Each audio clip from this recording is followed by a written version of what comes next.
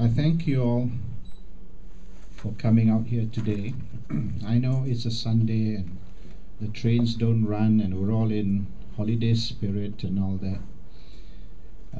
But we thought it necessary today to hold this public forum, the first public forum of the MCLM, the Malaysian Civil Liberties Movement. We are being followed live by people all over the world, in particular in Malaysia. I hope the picture and sound is clear, especially on the Malaysian side, with the very low quality internet service that we get in Malaysia. Sometimes what we see here in England is not quite what we see in Malaysia. I know, for instance, when I'm doing Skype conferences, I see very clear picture and very crystal clear sound, but on the other side they say they can't hear or can't see properly. So this is the problem with the different levels of technology between the UK and Malaysia. And I suspect Malaysia purposely doesn't want to upgrade its technology because it does not want internet to be as popular as it is in the rest of the world, for very obvious and devious reasons. However, whatever we are going to say here today, which may not be viewed or heard live, it is certainly going to be on public record, in the sense that we're going to state our case, we're going to explain what the MCLM is all about, and take questions from whoever is attending here, plus some questions which have been sent earlier to me by people who cannot be in London today, but would like me to reply to some of their questions. Not that many questions, in fact, but a lot of the questions overlap. There's many people asking the same thing. Now, they asked me what is the MCLM. So I thought it is good if you meet at least 3 of the key people in the MCLM today. One of them is Yolanda Augustin on my right, who's our secretary and the pillar in that sense of the movement here in the UK. And then we have Farouk Peru on my left, who will be doing a lot of the groundwork. You will see a website, for instance, which was just activated today. It's a very simple address, mclm.org.uk, .org.uk, and it's running and it's got all the information that you need on their website. And we shall be, of course, putting in more information as we go along, as and when the necessity arises. Now, how does sum up the MCLM? I know how our critics have summed up the MCLM and said that the MCLM is a third force. And to them, the interpretation of third force is another group of people who's going to participate in the elections in a three-corner fight, and we're going to take away all the votes for the opposition so that Barisan can get more seats and run the country till eternity. A very simple analysis or summary of what the MCLM is about. In short, MCLM is a group of kacau daun who is going to make sure the opposition loses so that Barisan can continue ruling Malaysia. That's a very simple and, of course, a very negative way of looking at the MCLM. And that, I have to admit, were most of the questions that were emailed to me, asking me to reply today. Is that what the MCLM is all about? Well, I have a equally simple reply to that question. And my reply is KISS, K-I-S-S, which means keep it simple, stupid. And my KISS reply is, we, the MCLM, is just a group of repairmen The three you see here today, plus some of the other committee members who are in Malaysia, Haris Ibrahim as an example, some who unfortunately can't be here today because they've had to fly to various countries all over the world due to work and so on. This group of people, who we call the office bearers of the committee of the MCLM, are nothing but a bunch of repairmen. Our job is to repair things that are broken, things that are not working. No, we can't repair your washing machine or your TV. We are not trained to do that kind of repair work. But one thing we can and intend to repair is Parliament. The Malaysian Parliament is broken. The Malaysian Parliament is not working. It is not functioning the way it should function. It is not functioning the way it was intended by the founding fathers of our country in 1957. Today, the debates in Parliament, if you were to go to YouTube or you go to Parliament yourself to watch the debates live, and then you switch on your Sky TV and you watch the Parliament channel, the BBC Parliament channel, and you compare the debates here in the UK to the debates in Malaysia, I think you don't even need to compare Malaysian Parliament with UK Parliament. You just go to maybe, an English public school, and you watch the students in the English public school debating. The debates are far, far superior. Malaysian Parliament has been reduced to nothing but a battlefield. It is where those from Barisan Nasional and those from the opposition, Pakatan Rakyat, they go to fight. And it's a simple policy that they have. Anything that Barisan Nasional supports, the opposition will oppose.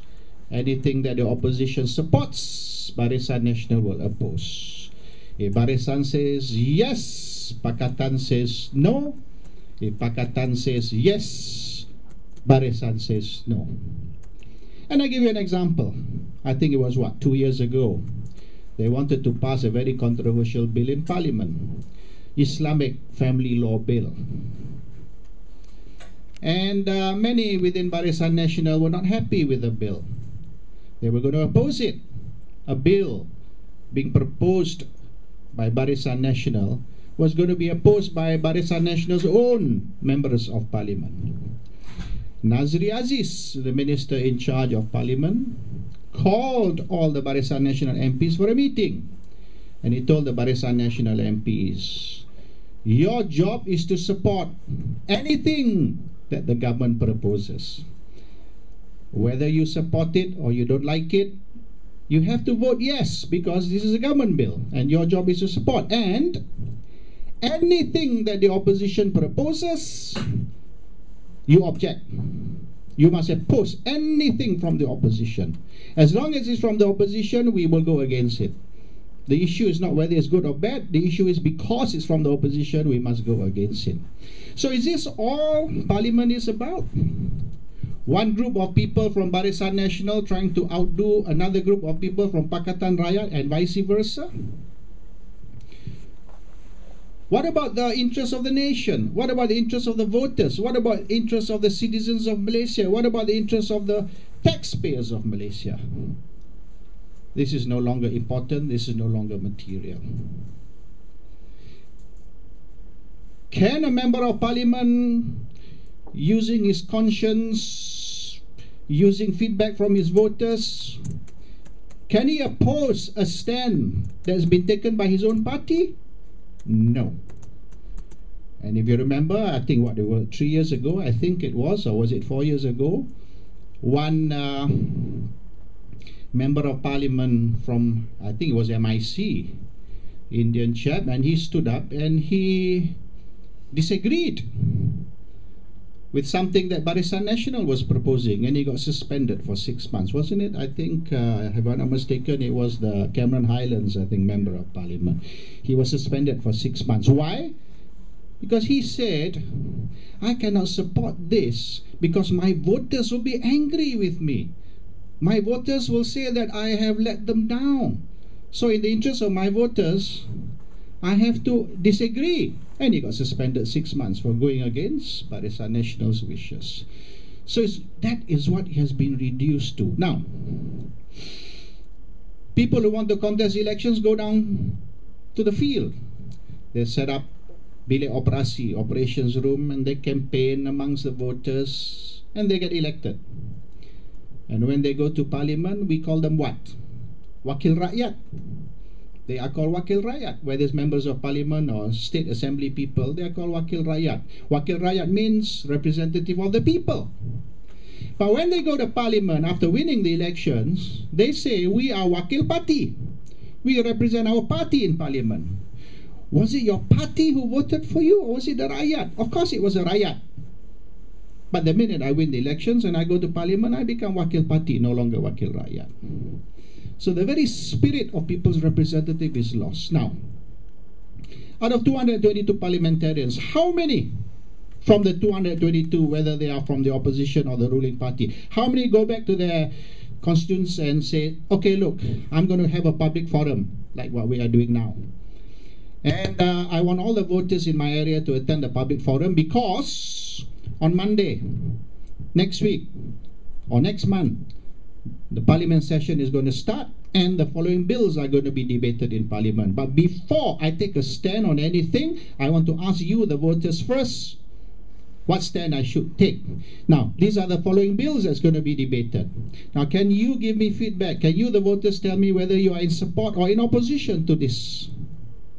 And allow the voters to stand up and give their views. And then, after he gets all the views from the voters, he goes to parliament and he tells parliament, according to my voters, the feedback I've got from the discussions I've had with my voters, they are opposed. So I, even though my party has taken a stand in support of a certain thing, I have to oppose my own party and disagree with this because that's what my voters want me to do. Out of 222 members of parliament, how many do that? None. You see them during the elections, you see them again during the next elections. In between that, the two elections, whatever the voters want or don't want is not of concern to them. What their party wants, that is of concern to them. So why not we change the terminology from Wakil Rakyat and call them Wakil Party? And they go to the voters and say, I want to be not your Wakil Rakyat, I want to be your Wakil Party. And can you vote for me as the next member of parliament as a Wakil Party? Be honest with the voters. Now what we want to do is to fix this. We want to repair this broken system that we call Parliament Malaysia. And we want to offer people from the civil society movements to stand as members of parliament in the next election. We are currently in dialogue with the three main opposition parties. We have told them, we are still meeting them, we have met them, we are still meeting them, a few more meetings have been lined up. And we're going to offer these individuals to any of the political parties. Now, what's wrong with the current crop of members of parliament or Wakil Rakyat? Even Anwar Ibrahim admitted himself when he was here. He said that we had a problem of finding good candidates. We did approach many people, but many turned us down. Many were not interested to contest in the elections. So we had to fill up all those seats with whoever we could get. The Malays call it muat sumbat. Just slot in whoever you happen to think of.